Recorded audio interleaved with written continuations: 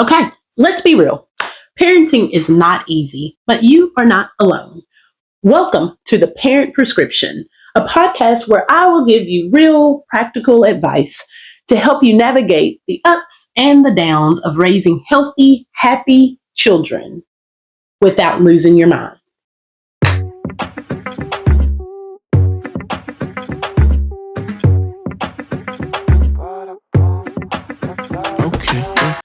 Welcome back to the show. Today we are talking about something that almost every parent faces: picky eating. But sometimes picky eating is actually something more, a real feeding issue that deserves attention. Sometimes it's not. So, in this episode, we're breaking down the difference between normal developmental picky phases and habits and true red flags that may indicate an underlying problem with feeding. Okay? So, by the end, I hope that you'll feel more confident in knowing what's normal and what's not, and how to help your child build healthy relationships with food. Okay, guys, welcome back to the Parent Prescription. Okay, so picky eating. We all have had to deal with picky eating kids, right? So, you go through these phases where even your babies that are nursing sometimes will go through phases where they're just interested in everything else and they don't want to nurse. So some people will call that picky. But the main stage, of course, are going to be our toddlers. Toddlers are preschoolers. That's going to be your main stage where they are going through the pickiest stages. But a lot of it is just normal development. They're learning preferences. They know what they like and what they don't like. And so we're going to kind of dive in on what's normal preference and development, and what's extremely picky where we need to get a little help with our kiddos. Okay, let's stick to the topic of our preschoolers and our toddlers. So we're talking about between the ages of like 18 months and 4 years old. So let's talk about this age group. So the first thing is, it is normal for them to go through stages of pickiness, meaning only wanting the same thing all the time. So if they like peanut butter and jelly, they like peanut butter and jelly, and they will eat it every day if you'll let them. If they like string cheese and apples, they'll eat string cheese and apples for every snack. If they like Cheerios, they'll eat Cheerios. This is normal development, that they prefer to have the same thing over and over again because they figured something that they like. So that's just like you and I. We have our preferences, but we know that we need a variety in our foods. As parents, we have to realize that we have to offer the variety, even if we know that they're going to look at it, pick it up, and put it back down, and still ask for their peanut butter and jelly sandwich. We still have to offer the variety, because the more they see it, the better chance we have of them actually touching, putting it to the mouth, tasting it, and trying it. So we have to offer the variety. We can't just stick to chicken nuggets and French fries every day, right? That might be the easier thing, but we can't do that. So the normal part of that age group is wanting something that they like, the same thing all the time. Another normal habit is textures, not wanting something that feels mushy or squishy. So your spinach and your green beans and your avocado and a lot of your veggies are either wet or moist or squishy. So texture issues doesn't necessarily mean that they have a sensory problem or that they have autism. Texture issues are common. They want to pick their own foods up because they want to be independent, because that's normal development. So they want to be independent, but when they pick it up, they don't like the way it feels. So why would they put it in their mouths? So until they are really good at using utensils, a lot of times they won't try those things because it feels funny to them. And so if it feels funny, in their mind, they need to put it down. Why would they want to put it in their mouth? That's part of normal development, that the textures are interesting, and they don't want to fool with the things that feel funny. Okay. Another thing that is a normal part of your toddler and preschool age group is having good days and bad days with eating. And so you can say, Some days they'll eat me out of a house and home. And some days I know that they have to be hungry because they ate a good breakfast and didn't eat anything hardly for lunch or dinner, maybe a little snack and that's it. That's normal. And so some days maybe where you can't feed them enough.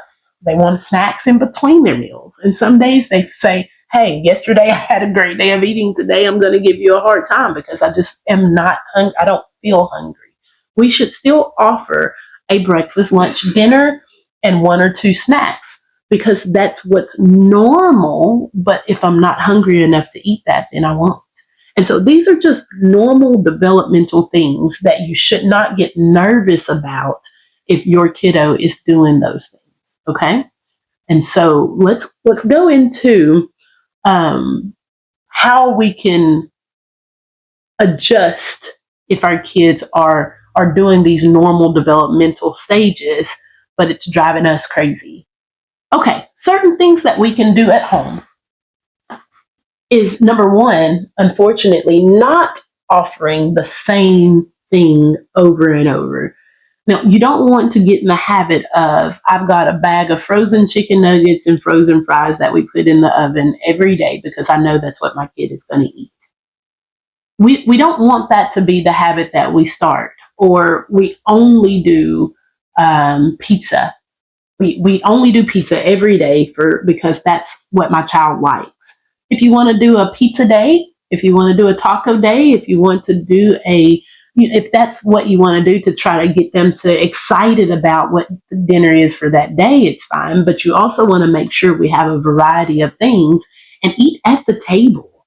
Eat together at the table, because even if you're not making a big deal about what they're eating, if they see everyone sitting down at the table and we all have the same things on our plate, they may be a little more interested in trying something that they would not have tried if they're eating at their own individual space, or everybody's eating in their bedrooms and they don't see someone else eating the things that they're eating. So eating at the table, putting a variety of things on the plate, even if it's just one spoonful, we're putting everything on the plate, and safe foods, of course, for toddlers. If you're having steak, then we may have to do a different form of protein there, but we can make it where they can have the same foods in smaller portions or cut up smaller. So I want to make sure I put that in there, safe foods. But also we want to make sure that we're eating together so they can actually witness other people trying these things, so that we don't have to try to bribe them to eat it. So eating together at the table, having a variety of things on the plate, not giving the exact same thing every single day. These are things that we can do to help the situation as we're going through these normal phases of pickiness, which is, again, at that stage, it's normal. Okay. Now, what are some red flags? When you think about, okay, then when is it a problem? I have this question all the time. When is it a problem that they didn't eat dinner, or they push it away? Every time I offer something, they push it away. So when is it a problem? If you start to notice that we're not at least getting a full meal and a couple of snacks, that can be a red flag that you want to bring up to your pediatrician. Now, they'll watch the weight gain and they'll watch the development and make sure that those things are okay, because if it starts to affect the weight, of course we want to make sure that our weight is not affected by our decisions or our pickiness. Okay. But one of the things that we watch is, are we at least getting a good meal and a snack? Are we at least getting that? Where we start to notice that they won't even put things in their mouth at all, like even things that they were normally eating that they're just avoiding. So we call that an avoidance. If they're avoiding putting things in their mouth, period, that may be a concern that you need to bring up to your pediatrician's office. Again, preferences. Some of our kids are a little strong-willed with their preferences, where they will not even try it, but will they touch it? Will they touch it? Will they put it up to the mouth? Will they smell it? That's the initial thing that we want them to do, is at least touch, feel, smell, put it to the mouth, to give them an opportunity to maybe try it. Okay. And so these are some things that would be more considered a red flag. Weight loss. Another concern would be gagging choking or gagging on foods. Now, of course, kids are not going to chew up as much as we would want them to. They're not going to chew as many times as we want them to before they get it down. And so we have to do smaller pieces for them, nothing hard that they can choke on. You don't want to do hard candies. You don't want to do, like, even your grapes. You want to cut your grapes in fours if you can. You want to make sure that it's age appropriate foods. And so when I say choking or gagging, it's not because we gave them too big of a bite or because they put too much in their mouth. If you notice that every time they're eating, it seems like they have a cough, or they can't swallow it, or they're choking, or they're drooling because they're trying to swallow and it seems like it's hurting, or it seems like it's not easy for them to get things down, that would be a reason to go and at least bring it up to your pediatrician. Okay? A cough every time they eat. That would be another reason to bring it up. Toddlers like to stick things in their mouths. And so if we're unaware and they were doing well and then they stopped doing well, one of the things is that they take something and put it in their mouth and it's actually blocking their airway. So those are things to look for. A chronic cough when we eat, gagging and choking, and not seeming like we can actually get it down. Just letting it sit in the mouth like we can't swallow it. Now, I have specifically had people say that they thought that their child had swallowing problems, but they can swallow chips and cookies and junk food. But when it came to swallowing real food and other things, grilled chicken and mashed potatoes and vegetables, they just let it sit in their mouth, and that's not a swallowing issue. It's not a swallowing issue if they can swallow Doritos, but they cannot swallow broccoli. Okay? That's a texture issue. Okay? And so those are the red flags that we're looking for. So weight concerns, swallowing issues, choking, gagging, stressful situations where they're crying and stressed out because you're trying to offer them foods. These are reasons to bring it up. When I say go to your pediatrician's office and talk about the things that may be, if you feel like your child has a red flag, one of the red flags that we talked about, and you feel like, I do need to go to the pediatrician because I thought my child was just a little picky, but it sounds like there's more going on. The pediatrician will discuss with you those things and decide if we need a speech therapist, if we need an occupational therapist to help with some of the habits, if we need to get a swallow study or some imaging to see if there's something else going on here, to see if we need reflux medicine. They will go through and talk to you about your child to see if there's other things that we can do to help with the feeding difficulty. So there are specialists that help with those things. So don't think that it'll be a waste of your time or the pediatrician's time if you bring your kid in to talk about the issues.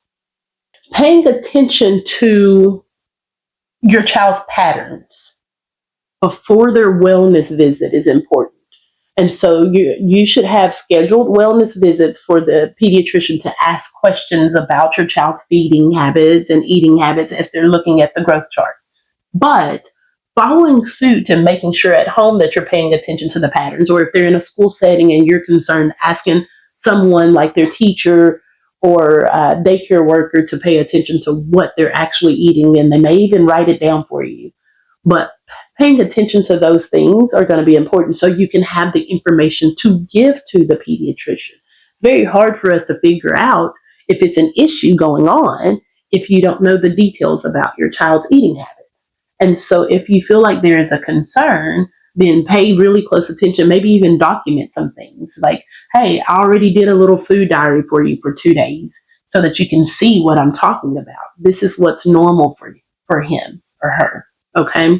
And so paying close attention to those patterns, if you notice that we were doing well and then we really regressed, if these are older kids, this is just a side note. If it's older kids and they were doing just fine, and then all of a sudden we stopped eating or drinking, you also have to think about other issues that can be concerning, like bullying or any kind of issues that could be related to how they see themselves. And so you want to make sure that that's not going on when we talk about older kids, even though I'm focusing on our toddlers and our pre-K age group. The older kids can also have issues with eating. Now, also another side note, if you have an older kid and they won't eat at least some variety to their diet, you need to start putting some, okay, come on. 3 bite rule. 3 bite rule. Take 3 bites. I don't care. Turn upside down. Eat on your head. Hold your nose. It doesn't matter. But take 3 bites of everything. You can do it. You're a big girl or a big boy. Okay. That was a side note. So, reasons to come to your pediatrician, we discussed that. We discussed what could be a normal habit, a normal progression in development with eating smaller amounts at sometimes and larger amounts and not liking soft or or smishy textures. We talked about red flags like choking and gagging and coughing while eating, not being able to swallow the foods. We've talked about a good variety of things. And so the last little part that I'm going to do is called myth busting. Okay. So we always have these ideas or things that we've heard that people say. And it's always a question, is it true or not? Here's the real deal. Every kid is different. Every child is different. You can have one that loves fruits and veggies and did great for you, and then the next kid can hate fruits and veggies and only eat carbs. And you say, well, is this normal? This one's not normal, but it's just part of their development. And we have to just continue to offer other varieties until they get it. That they have to have everything in a food group. Ideally, everything in a food group. Usually by the age of 5, I'm hoping that the picky phase is kind of wiped away and we can offer several different things and we know they'll at least eat some of it. Okay. So one of the myths is they'll eat when they're ready. Now, yeah, some will and some won't. Some kids, I mean, I have one at home where if I allow him to drink milk all day, he will drink milk all day and not eat one food item at all. So some kids we have to encourage a little bit more so that they will eat because we say, oh, they'll eat when they're ready. They'll eat when they're hungry. But some do and some don't. And so we have to make sure we know our kid and we try different things and don't let them drink milk all day long or drink and be uh, full of fluids because then they don't have a reason to get hungry or feel like they need to eat. But yes, most kids will ask or eat when they're hungry, but it needs to be encouraged if you know that it's been half a day and your kid hasn't eaten. We do need to encourage healthy snacks. And again, 3 meals a day needs to be encouraged. Okay. Another myth is picky eating is always behavioral. Like you can spank it out of them. If they're picky, just spank them. Absolutely not. It's not necessarily a behavior problem that they're picky or a behavioral issue. It does not mean that they have autism or ADHD or any kind of developmental delay if they have picky eating habits. It's just one of those things that we have to kind of work with them a little more. Every kid, again, is different and may need a little more encouragement, but it doesn't necessarily always mean that it's a behavior issue. It can become a behavior issue, especially if we stress over it too early. It can become a behavioral issue, but it does not always mean that it's a behavioral issue. One last thing. It says one myth is picky eaters can outgrow their pickiness. Have you ever met an adult that's still picky? Yeah, I have. I have. I've met adults that are picky. Sometimes picky adults create picky kids because they won't give them enough variety. Oh, I just thought of that. But yes, sometimes we don't outgrow our pickiness. But you can find things in every food group that you like. But it has to be given to even find out if it's something that you like. And so some people stay picky and that's just who they are. They don't want ketchup on anything. They don't want, they'll only eat chicken and fish. They won't eat, some people stay picky and it's totally okay as long as we know that we're getting what we need to get out of the food groups. I do want to say myplate.gov. So www.myplate.gov has a lot of information about the different food groups and the reasons we should get things out of different food groups. It gives you examples, it gives you quizzes and questionnaires about yourself and your kids that you can take and see if we're doing okay. So I would suggest if this is a topic that you're really interested in and you want more feedback, go to myplate.gov and see if you can get some information there. And if it's something that you want more feedback from and you have more questions, you can put the questions or the comments underneath this post. Or you can come in and see me, and we can talk specific details about your kid. We can do a food diary. I can recommend some specific things based off of your child, because this is just in general on picky eaters, but I can actually specifically give you guidance on your child alone on eating. So I think this was helpful because I hear this question all the time. Is my child too picky? Are they eating enough? And so I wanted to make sure that I address things that are concerning to parents. If you have ideas of other things or other topics that you want to hear, please, this is the beginning of this podcast. I started this for you. I need more feedback so that you can tell me what you want to hear me talk about. I've gotten a few little things, but I want more. So if there's something of interest to you, please type it underneath and let me know so that I can address it. And I might even need to bring you on board so you can be on the podcast. But thank you for listening. Thank you for coming in into the parent prescription, and I'll see you next week.